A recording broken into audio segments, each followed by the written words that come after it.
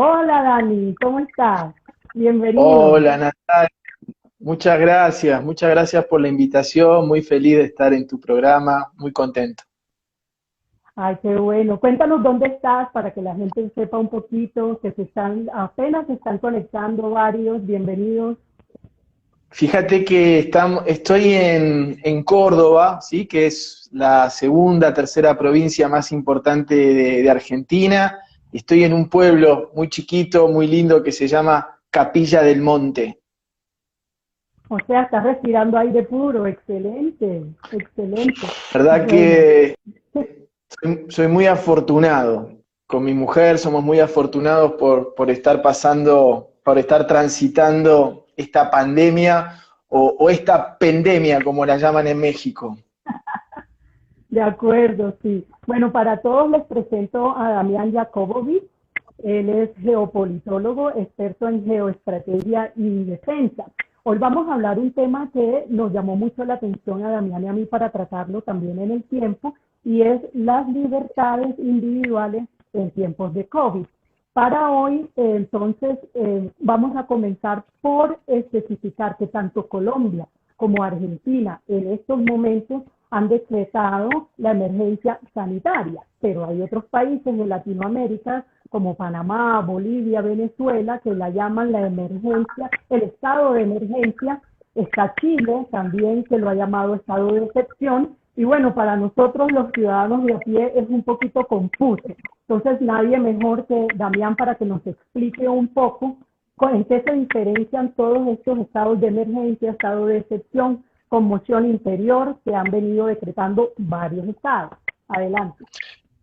Perfecto. En Argentina y en Colombia, ¿sí? La declaración de una emergencia sanitaria es como cuando el presidente, ¿sí? Le otorga facultades directas al ministro de Salud de la Nación para que pueda tomar medidas que considere necesaria para reorganizar los recursos humanos de un área sanitaria, puede ser de todo el país, de una región, y que pueda disponer libremente de fondos asignados, ¿sí?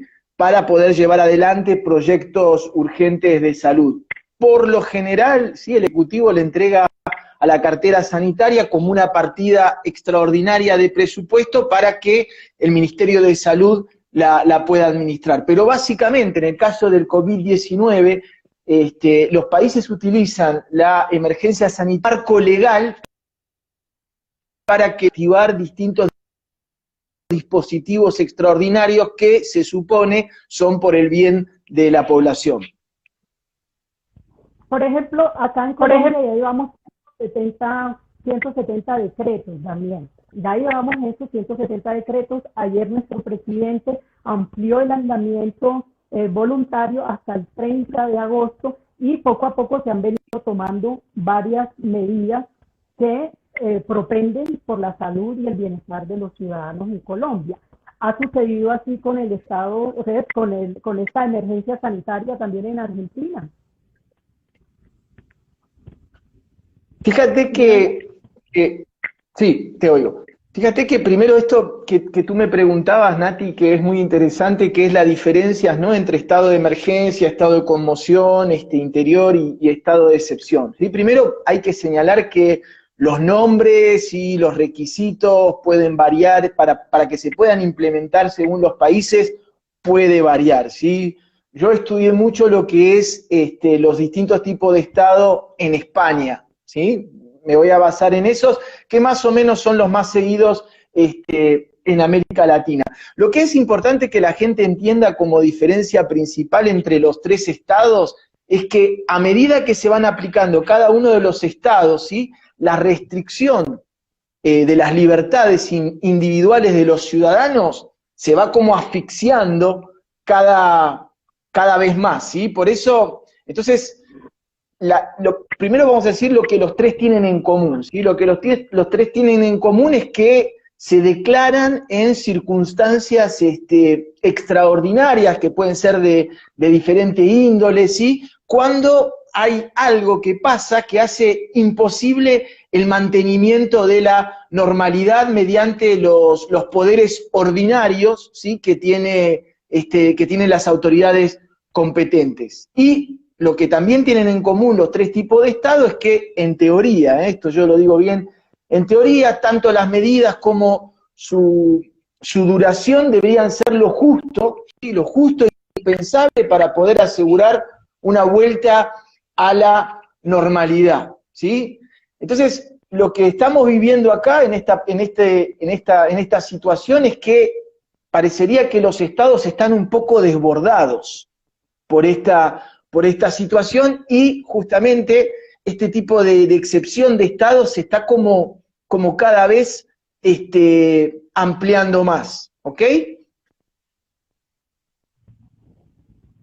Sí, ¿cómo ves tú entonces en el caso de Chile su estado de excepción, que está siendo muy criticado, porque dicen que de alguna manera prende las alarmas sobre lo que podría ser como una dictadura, ese estado de excepción en Chile, en donde hay toques de queda, un poquito más fuerte de lo que Argentina y Colombia han adoptado, ¿cierto?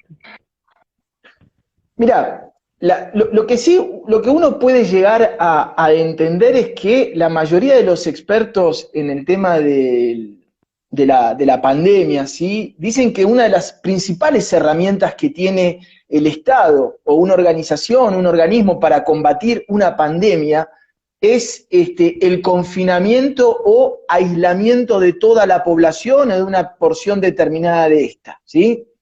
Y el gran problema que tenemos es que, de alguna manera, este confinamiento al que estamos siendo sometidos gran parte de la población está entrando en contradicción con uno de los derechos fundamentales y constitucionales, ¿sí? que tiene el ciudadano, que es poder circular libremente en su territorio.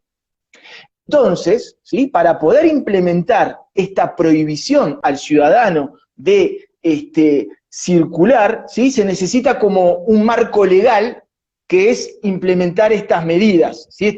Esta herramienta, por ejemplo, legal es el estado de emergencia o excepción. Para que te des una idea, por ejemplo, en Europa, ¿sí? En el caso, por ejemplo, de Bélgica, que estuve también mirando, la restricción de las últimas restricciones similares que había vivido gran parte de la población belga y la población europea, ¿sí? Este tipo de restricción de libertad se remontaba a la Segunda Guerra Mundial.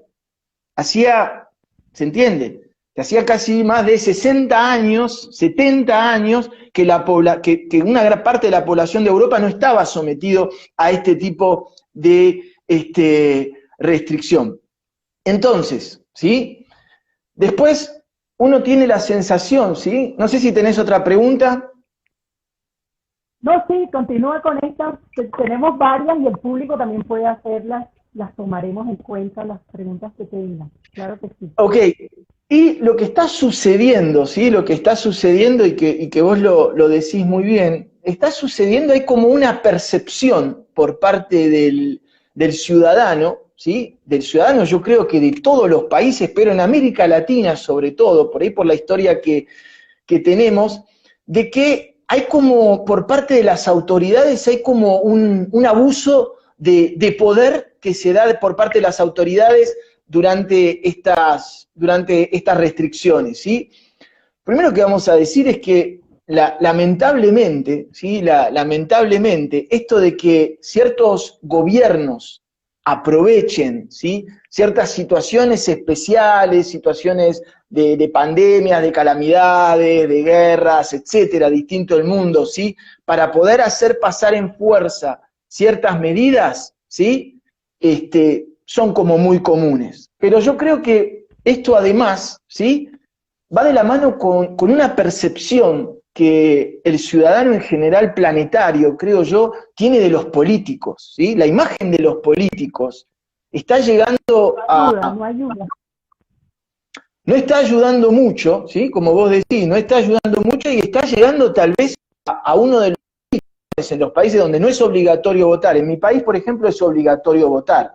Si no fuese obligatorio votar en Argentina, yo creo que la tasa de abstención sería enorme, como lo es, por ejemplo, en Francia, donde un presidente es electo con el 30% de los votos de toda la masa de la población que puede votar. Entonces yo creo que eso tampoco ayuda a la percepción que tienen los ciudadanos de los políticos. Yo iría un poquito más lejos y diría, como siempre, como una percepción global que tiene el ser humano de su prójimo, ¿no? Damián, si hablamos un poquito de los líderes que tenemos frente a la pandemia, ¿con cuáles te has identificado más? A nivel mundial, que tú digas, bueno, me parece un excelente ejemplo, porque como lo mencionas, hay muchísima desconfianza sobre los gobernantes, ¿sí? Lo sentimos a veces que no tienen como la experiencia para esto tan monstruoso como ha sido la pandemia, y la gente tiende a retraerse y a sentirse un poco controlada, que es lo que más se manifiesta, ¿no? No quieren usar el tapabocas, no quieren hacer caso del toque de queda. En Colombia por lo menos hay muchísimas multas porque la gente pues no hace caso. Yo creo que en el caso del COVID-19, yo creo que hay dos tipos de situaciones diferentes. Está la situación como, por ejemplo, en países, entre comillas, desarrollados o del primer mundo, como puede ser todo lo que es Europa, en donde el Estado tiene el suficiente sostén financiero, ¿sí?, para poder, digamos, bancar económicamente a toda una población en el confinamiento, ¿sí? Porque hay toda una serie de ayudas sociales, de asistencialismo, que permite que, por ejemplo, Francia, ¿sí?, pueda estar 1 o 2 meses en una situación de confinamiento total, en donde el ciudadano por ahí ve reducido un poquito su nivel de consumismo, etcétera. En el caso de América Latina, en el caso de los países más del tercer mundo, como se lo llama, es muy diferente la situación. ¿Por qué? Porque hay una gran parte de la población que está por fuera del sistema económico legal, ¿sí? O sea que vive de la economía informal, y en el cual el confinamiento lo está poniendo en riesgo de muerte por una cuestión de pobreza y no tener sustento, y porque el Estado no da abasto como para mantener a su población. Y ahí se cae, yo creo, como en una alternativa media diabólica, porque los gobiernos de América Latina, y tenemos distintos ejemplos, Brasil salió a hacer algo, Argentina salió a hacer otra cosa, ¿sí?, que tienen que poder elegir, ¿sí?, entre que su población, de alguna manera, o se muera de pandemia o se muera de pobreza, porque esto también va a traer cola en los años venideros, ¿sí? Toda esta parálisis económica que está produciendo la pandemia en muchos países va a tener un efecto y un impacto a nivel de salud de la población. Entonces, yo creo que hay como diferentes modelos, y como creo que esto es algo inédito, ¿sí? Lo que hay que tener en cuenta a nivel geopolítico es que esta pandemia es inédita. ¿Por qué? Porque es la primera vez en la historia de la humanidad que un mismo problema afecta a todo el planeta en simultáneo. Entonces, es como muy novedoso esto, y habrá que ver como decimos en Argentina, con el diario del lunes, ¿sí?, cuando uno lee los acontecimientos a cierta distancia, de cuáles fueron los aciertos y cuáles fueron por ahí los errores que se cometió. Pero hoy en día yo escucho, por ejemplo, un discurso de una persona que dice, no, hay que salir a trabajar a la pesar, hay que tratar de inmunizar a la población, y porque la gente necesita trabajar, porque la economía de los países latinoamericanos no puede esperar. Y me parece razonable. Y escucho a otra persona que dice, no, pero acá hay que proteger la vida, no se puede salir porque esto va a ser un desastre, hay que estar en el máximo confinamiento posible. Y también me parece razonable. Por eso estamos como todavía muy en observación. Sí, ha sido nuevo para todos, no solamente para los gobiernos latinoamericanos, también para los europeos.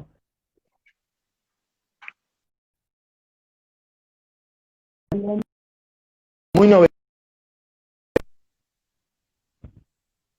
Es novedoso de alguna manera. Bueno, no me dice un presidente que me diga, no me dice un nombre, Damián, de alguien que me diga que sienta que ha hecho las cosas un poco mejor, además de la Merkel, que todo el mundo le ha dado flores por todas partes, pero bueno, a nivel latinoamericano existen todavía. Dime. No, te estaba diciendo. A nivel latinoamericano no te puedo dar porque todavía faltan los resultados de qué va a pasar con los países que se paralizaron económicamente, y esto va a ser un estudio, ¿sí?, que habrá que hacer a largo plazo. A nivel de Francia, a nivel europeo, me gustó cómo manejó la situación el presidente francés, Emmanuel Macron.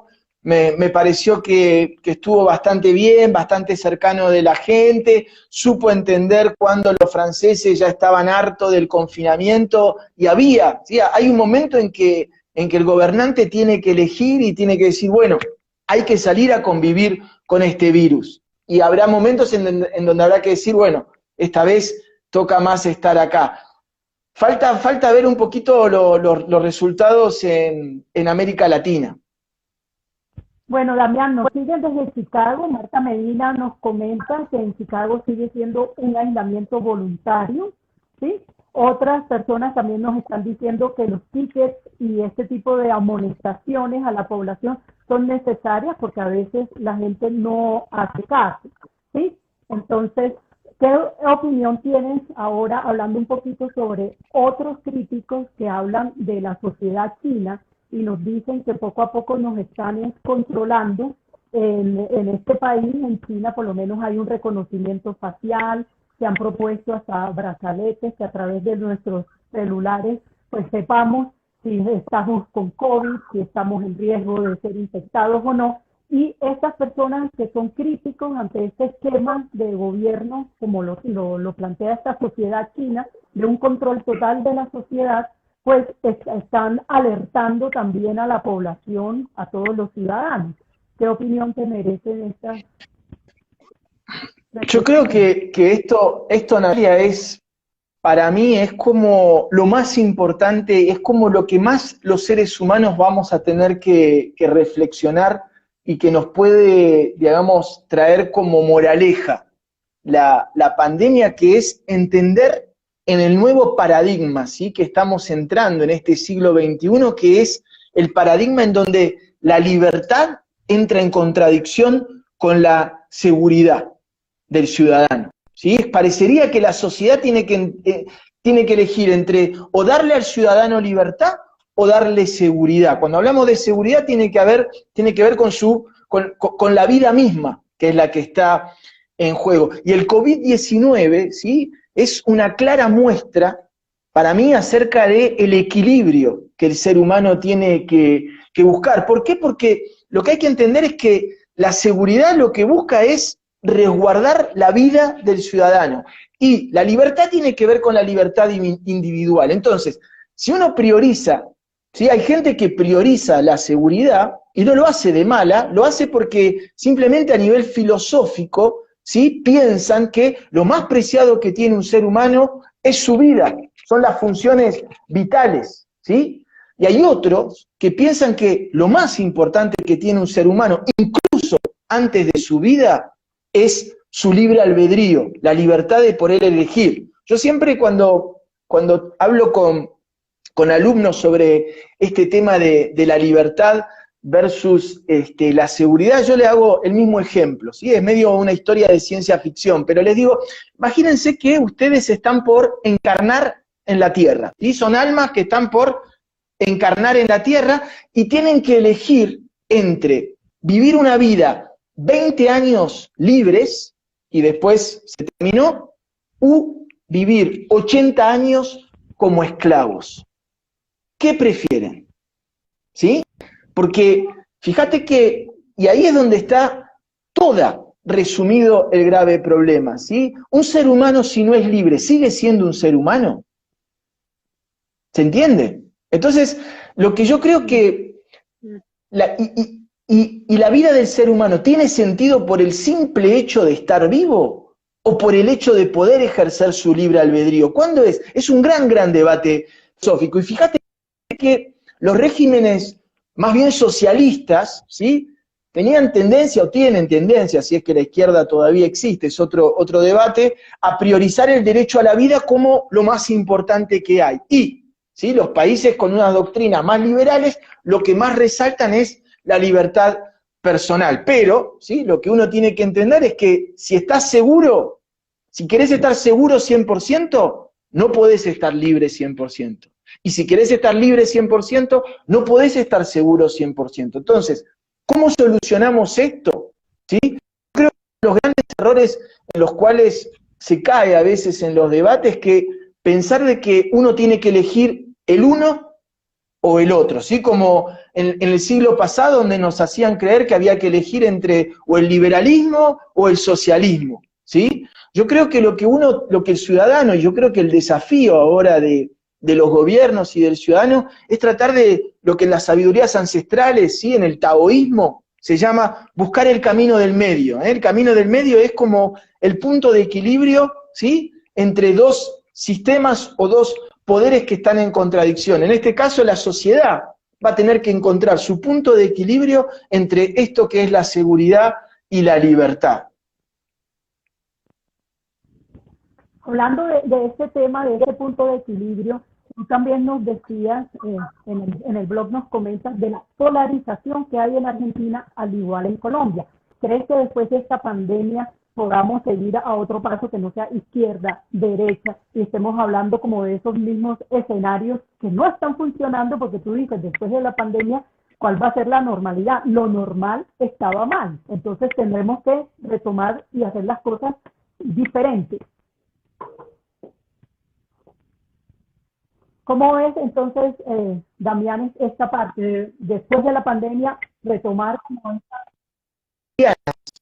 O sea, estamos hablando de 4.000 años antes de Cristo, ¿sí? En las tablillas también se ve en que la persona que escribía años para atrás se vivía mejor. Fíjate cómo esto se repite. Yo creo que la pregunta y esto que vos decís es muy importante, tiene que entender que no podemos volver a cómo encontramos un equilibrio entre el consumismo de enfrentar nuestra madre tierra. ¿Cómo encontramos un equilibrio entre las religiones tradicionales y la nueva espiritualidad? A nivel geopolítico, ¿cómo encontramos un equilibrio entre aquellos que quieren lo que se llaman los globalistas, ¿sí? Que todos estén integrados, que no haya fronteras, y los soberanistas, aquellos que defienden las fronteras? Porque otra cosa que puso de manifiesto esta pandemia es que los países no somos autónomos. La mayoría de los países fueron incapaces de tener la cantidad de barbijos necesarios, de poder garantizar la población a la población la salud. Fíjense que una de las conclusiones que va a ser muy importante de esta pandemia es que el ser humano por ahora necesita un Estado fuerte, ¿sí? Un Estado de salud, por ejemplo, ¿sí? Un sistema sanitario público que se pueda financiar y que no necesariamente sea rentable. Esto es una de las cosas que puso de manifiesto la pandemia. Los lugares donde mejor se ha podido controlar la pandemia, ¿sí? Es donde hay un Estado con presencia y fuerte. Entonces, otra vez va a haber que buscar y reescribir nuevas teorías políticas, porque en casos, ¿sí? De extrema gravedad, el que te salva, ¿sí? El que tiene que tomar cuidado y recaudo del ciudadano es el Estado. Ahí de nada nos sirven ni los bancos, ni un montón de cosas. El Estado es el único que puede decir, usted no sale porque usted está poniendo en peligro a su prójimo. Dani, pero ahí no habría como ese riesgo del que todos nos dicen que entonces vamos a quedar en manos de dictadores, por lo menos en Latinoamérica, ¿sí? ¿Cuál es la diferencia, ese hilo delgadito entre tener un Estado fuerte, con un sistema de salud fuerte, que vele por todos nosotros los ciudadanos, y ese Estado que se abusa o donde se concentra demasiado el poder? Es que el problema, yo siempre digo, no es la máquina, es el que maneja la máquina. Y lo que uno se va dando cuenta, ¿sí? El Estado no es el problema es el ser humano que está y que habita. El problema es el animal o el animal humano que habita el Estado, ¿sí? Y fíjate que esto nos lleva a otra cosa muy interesante que ha mostrado la pandemia, que en realidad esto que decimos siempre, uno dice que el ser humano ha evolucionado, y cuando uno empieza a mirar en realidad la historia del ser humano, ¿sí? Uno se empieza a dar cuenta que en realidad lo que ha evolucionado es la tecnología. El ser humano sigue siendo exactamente el mismo, claro. Entonces, el gran problema de... Sí, el problema de un Estado fuerte, si tuviésemos un ser humano en general evolucionado, con amor al prójimo, con transparencia, con un montón de cualidades que hoy no tiene, ¿sí?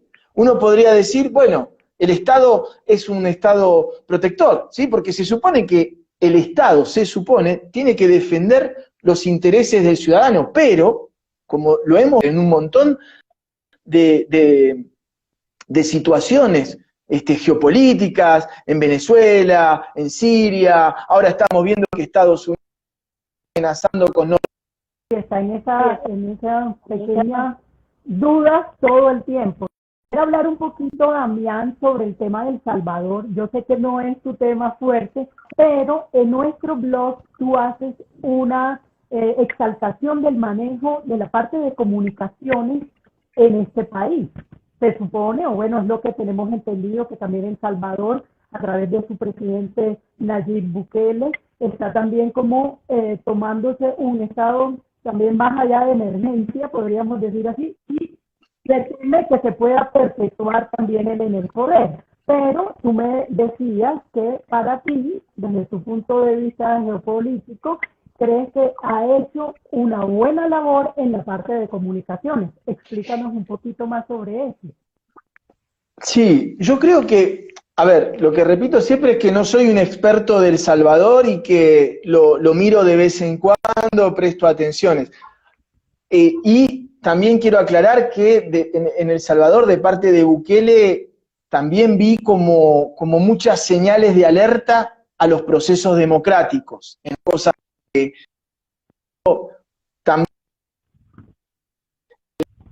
la seguridad física de la mujer con el tema del aborto. En El Salvador está siendo muy delicado ese tema. A nivel comunicación, dividirla, pero lo que me parece que uno también tiene que entender, ¿sí? Que para los analistas geopolíticos, fíjense que si vos, Nati, preguntás cuál es la situación de Argentina, ¿sí? Esto que vos decías al principio de que el presidente Alberto Fernández ha hecho declaraciones fuertes, por ejemplo, respecto a la pandemia, diciendo que si no entraba con la razón iba a entrar con la fuerza, ¿sí? Entonces, si uno le pregunta a un argentino cómo ve la sociedad argentina este tema, ¿sí?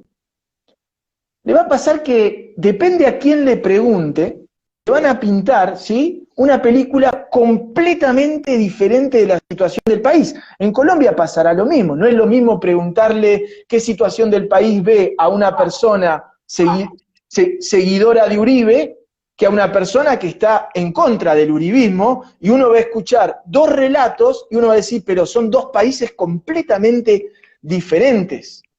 Fíjense que, y eso también pasa cuando uno analiza la situación de Venezuela. Bueno, Venezuela tiene una cantidad de éxodo que es como difícil negar que hay un problema, ¿sí? Pero igualmente, ¿sí?, cuando uno analiza, por ejemplo, la situación en Bolivia, uno agarra a un partidario de Evo Morales y agarra a alguien contra Evo Morales, y uno no sabe. Eso es lo que nos está pasando. Quiere decir que los medios, de cualquiera sea su inclinación, ¿sí?, están como construyendo la realidad dentro de la cabeza del ciudadano.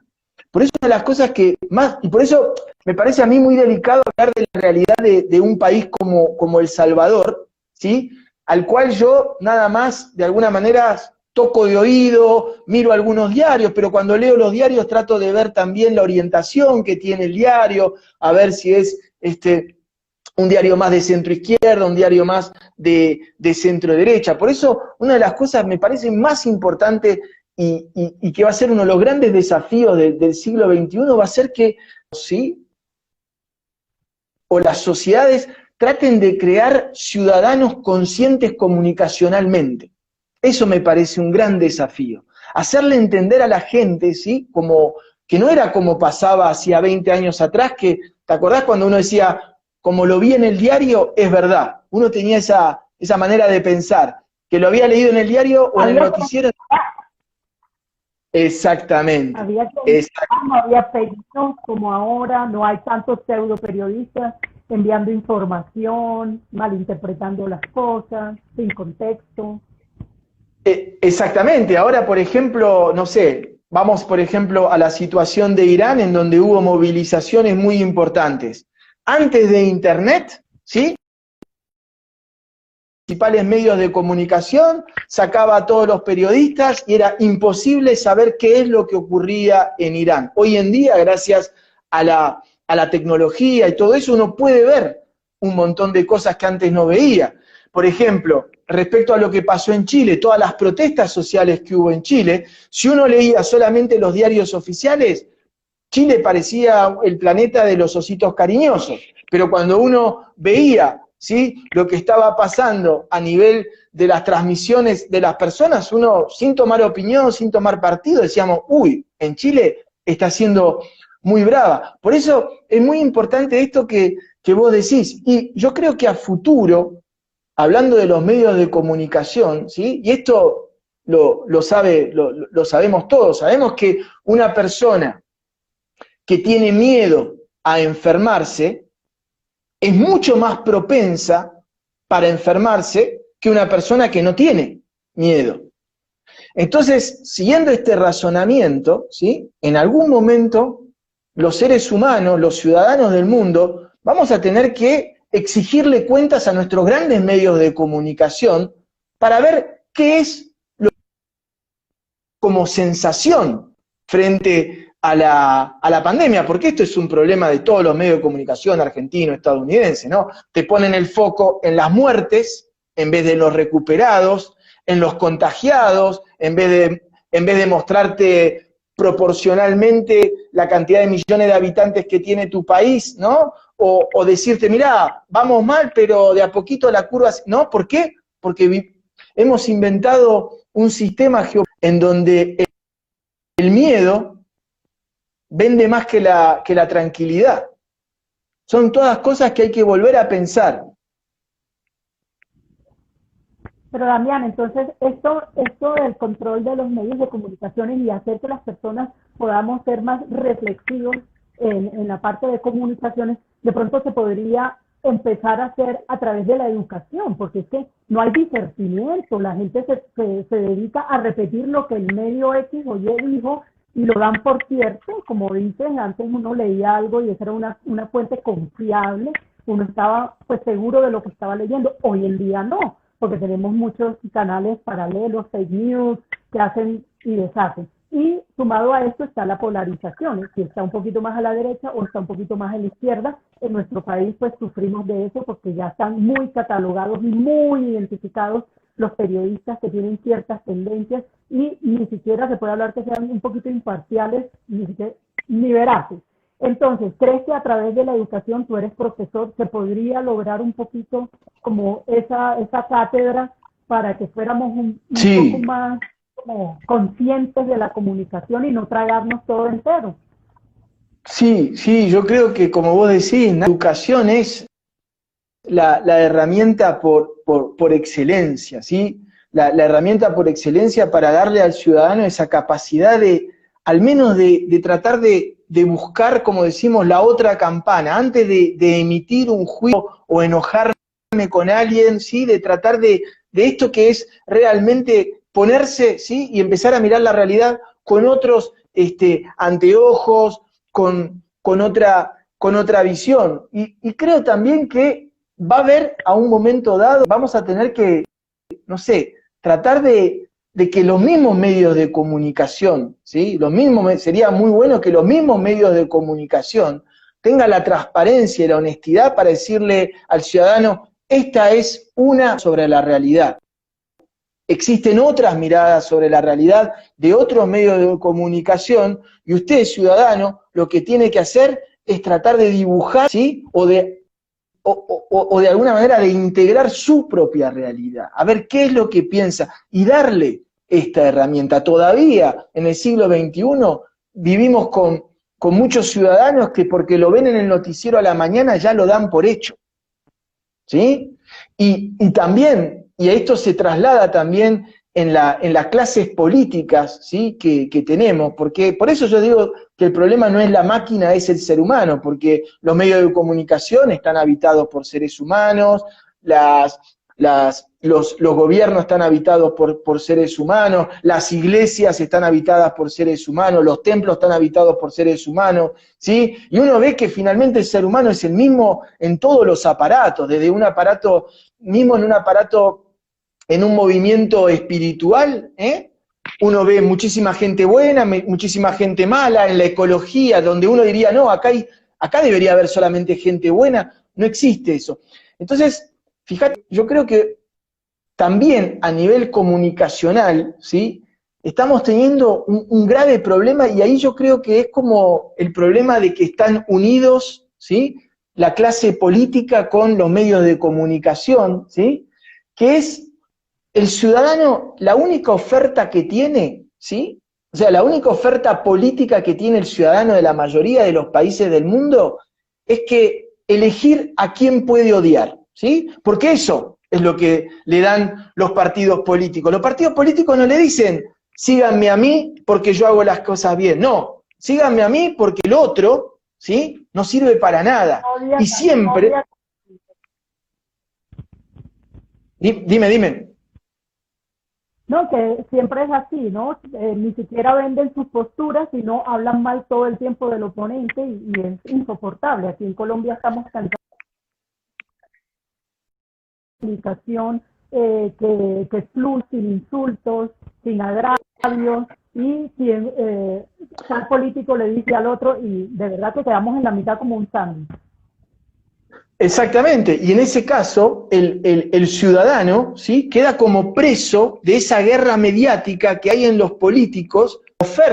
La oferta es tan pobre a nivel intelectual y emocional para el ciudadano, ¿sí?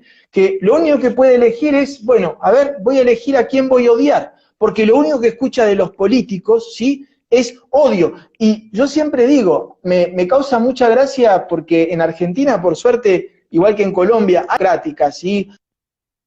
No está siempre en el mismo partido en el poder. Y uno ve que se repite exactamente lo mismo. Llega un partido al poder y lo único que sabe decir es que todo lo que hizo el anterior partido no sirve nada, que hay que hacer todo de nuevo, ¿sí? Nunca se puede reconocer absolutamente nada. Los diarios que eran oposición, ¿sí?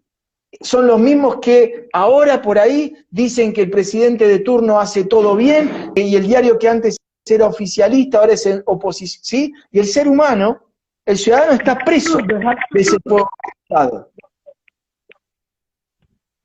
Sí, hablando sobre este punto, nos quedan unos 10 minutitos. En el blog también tú nos decías, cuando yo te pregunto que si está en juego, pues, y en peligro y en riesgo la democracia, tú decías o dices que ha estado siempre en riesgo. Si quieres hablarnos un poquito más sobre esto que está consagrado en el blog de hoy en El Tiempo también.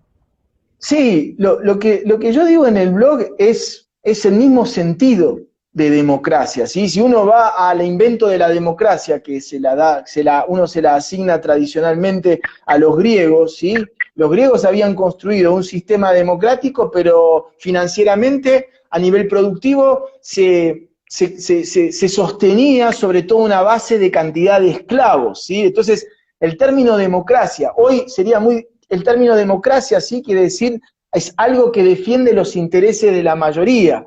Yo no sé si hay muchos países hoy en día en donde uno podría decir que la élite que se encuentra en el gobierno está defendiendo el interés de la mayoría. Y como te lo decía en el blog, a mí me parece uno de los ejemplos que tenemos, que este año cumple 75 años y que de alguna manera representa todo lo que es la bandera de los derechos humanos, de la globalización de la democracia. Y yo creo que una de las cosas que ha terminado, ¿sí? de demostrar este COVID-19 es la unidad total que tiene la ONU para poder resolver un problema. Y uno de los mayores problemas que tiene la ONU, que es inherente a su funcionamiento, se dice un organismo que quiere emanar democracia, pero ¿sí? La Constitución de la ONU es lo más arbitrario y autoritario que hay. ¿Por qué? Porque hay 5 países, China, Rusia, Estados Unidos, Francia e Inglaterra, que tienen el veto, ¿sí?, para poder decidir dónde hay paz y dónde hay guerra en el mundo. Entonces, con un funcionamiento interno que es antidemocrático, no tiene sentido.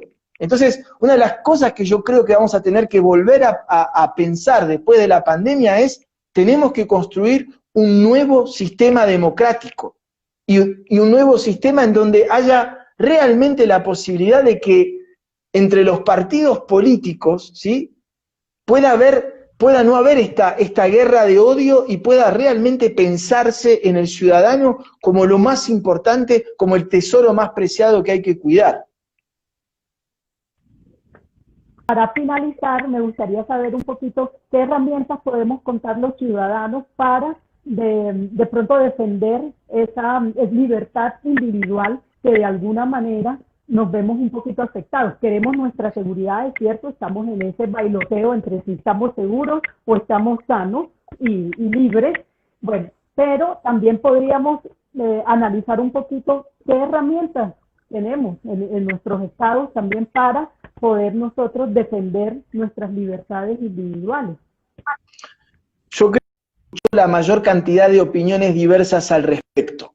Yo creo que eso es muy importante para evitar que el ciudadano sea manipulado, porque el gran problema que estamos viviendo, ¿sí?, en esta pandemia es la manipulación de desarrollar su conciencia comunicacional y que sea consciente siempre de que no está obligado a elegir entre A o B, sino que el ciudadano él mismo puede desarrollar un punto de acercamiento, un punto de equilibrio entre 2 propuestas que parecen completamente torias. Cuando el ciudadano entiende, ¿sí?, que puede encontrar un punto de equilibrio entre 2 propuestas contradictorias, yo pienso que es en ese momento recién que el ciudadano empieza a poder ejercer realmente su libertad individual. Y saber también, ¿sí?, que el sistema democrático que existe hoy en día, que es lo mejor que tenemos por ahora, así que hay que aprovecharlo, ¿sí? No hay que contentarse con eso, como vos bien dijiste, este sistema no estaba funcionando antes,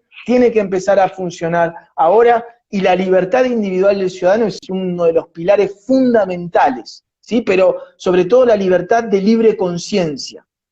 Damián, ¿en dónde te pueden seguir las personas que están siguiendo nuestro live? ¿Dónde pueden seguirte? Creo que en tu canal de YouTube, o si tienes más información, ¿dónde pueden ellos leer tus escritos?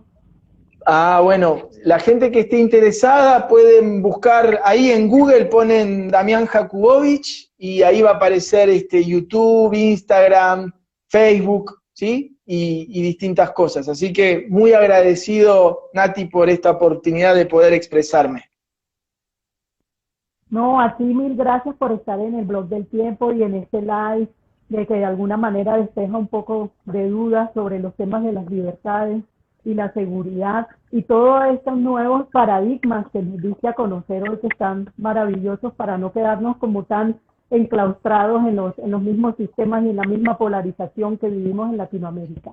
Mil y mil gracias y que tengas una feliz noche. Ya voy a pasar también a todos el blog, que a partir de las 7 de la noche de Colombia estará en el home del tiempo, porque hay más información que nos dio que nos dio Damián en el blog, para que ustedes la lean y la puedan procesar, porque está muy, muy interesante. Mil gracias a todos por asistir. Gracias. Hasta luego. Muchas gracias.